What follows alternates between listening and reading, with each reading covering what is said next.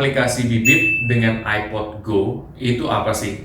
Oke, jadi perbedaannya itu adalah yang pertama dari segi fitur.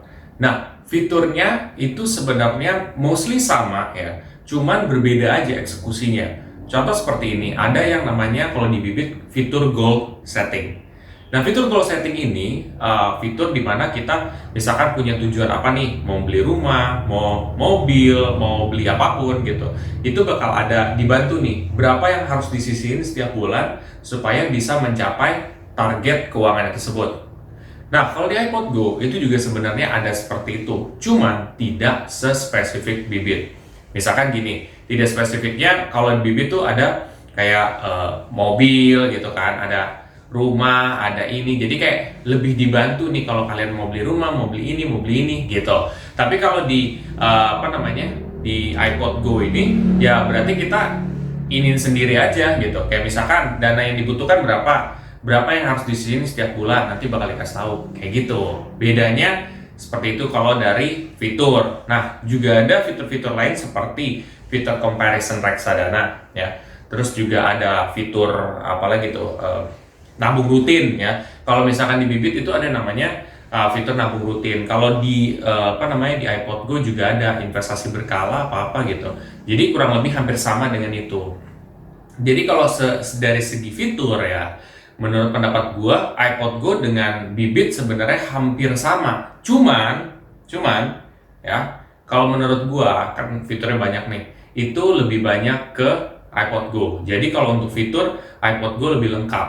Kalau menurut gua, kenapa? Karena di situ tidak hanya fitur pada reksadana, tapi juga ada fitur untuk kayak saham juga, ada sesuatu hal yang ditawarkan lain yaitu selain reksadana yaitu saham. Jadi kalau untuk fitur memang iPod Go menurut gua lebih unggul. Wajar karena dia lebih tua usianya sebenarnya dibandingkan Bibit.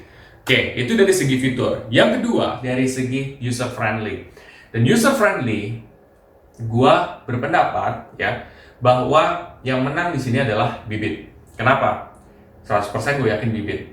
Ya, kalau lo buka aplikasi iPod Go, apa yang paling menurut gue kurang di sini adalah user friendly. Dia fiturnya lengkap banget ya. Secara fitur lengkap. Lo mau tanya reksadana semua ada gitu. Itu isi banyak reksadana tuh ada di situ gitu loh. Kalau kita compare sama Bibit ya, nggak seperti itulah, sebanyak itulah. Cuman ya, terus juga fitur-fitur lain lebih banyak. Cuman kalau user friendly-nya itu loh, coba deh lo ketika buka pertama kali isi reksadananya apa aja, itu tuh gitu loh, kayak banyak banget di situ. Kalau gua jadi investor pemula, gua udah pusing pak ngeliat kayak gitu. Jadi gue tidak merendahkan atau apa ya, ini hanya sebuah kritikan aja gitu. Bahwa di situ tuh gue melihatnya pusing banget gitu loh. Misalnya kayak banyak banget. Gue imajinasikan sebagai seorang investor pemula, ketika gue mau mulai invest, terus tiba-tiba gue menemukan hal seperti itu, reksadana yang ditawarkan banyak banget. Nah sebenarnya reksadana ditawarkan banyak itu nggak apa-apa, itu sebenarnya bagus aja. Cuman gimana caranya itu bisa menarik gitu loh. Itu dikemasnya gimana caranya menarik, entah gambar manajer investasinya lah atau gambar reksadananya lah di setiap kolom reksadananya itu atau lain hal sebagainya ya. Kita ambil contoh seperti aplikasi reksadana yang tua juga atau yang udah sepuh juga, yaitu Bareksa. Nah Bareksa itu dulu juga sebenarnya kurang lebih hampir sama kayak gitu, tapi gitu sekarang Bareksa tuh udah berubah banget, dia udah user friendly gitu. Gue tidak dibayar sama Bareksa ya, cuman maksud gue kayak itu dia udah ngubah dari dulunya yang kurang begitu user friendly, sekarang jadi user friendly gitu. Gue ketika ngeliat aplikasinya itu enak gitu loh. Nah itu sebenarnya itu merupakan PR besarnya juga untuk iPod Go juga untuk bisa lebih baik. Nah sedangkan kalau Bibit ya, Bibit itu dia lo ada fitur Robo Advisor ya. Robo Advisor itu fitur yang bagus banget untuk membantu investor pemula juga. Terus juga di Bibit itu dia kayak simple gitu. Even lo milih reksadanya sendiri itu tuh kayak misalkan apa nih, majoris suku negara Indonesia, ya udah itu ada gambarnya. Terus jadi pas kalian buka itu lebih menarik gitu, gambarnya simple, terus juga cara menganalisanya juga simple juga, ada top holdingsnya gitu. Nah itu sih simple dan menarik gitu loh untuk dilihat dan dimulai invest untuk investor pemula. Itu merupakan PR besarnya dari iPod Go, user friendly. Yang ketiga itu adalah dari review di Play Store.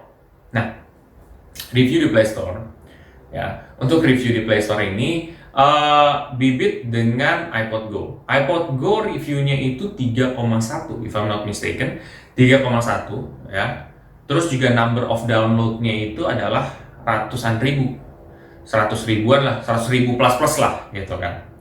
Nah, kalau misalkan bibit itu number of downloadnya 1 juta lebih, plus juga reviewnya itu 4,8 saat ini. Bisa jadi besok berubah ya.